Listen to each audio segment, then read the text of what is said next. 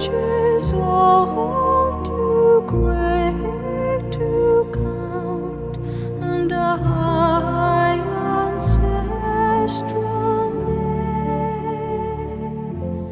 But I also dreamt, which pleased me most, that you loved me still the same, that you loved me still the same, that you loved me still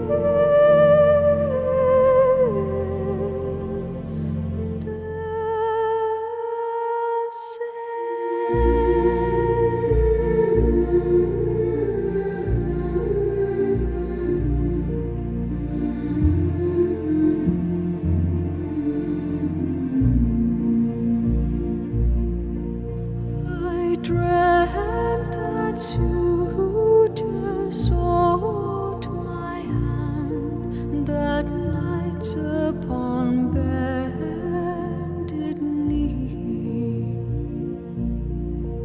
and with vows no maiden's heart could withstand, they pledged their fate to me.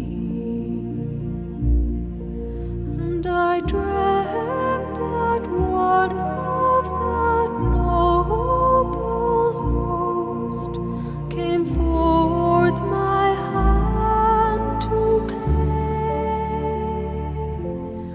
But I also dreamt, which charmed me most, that you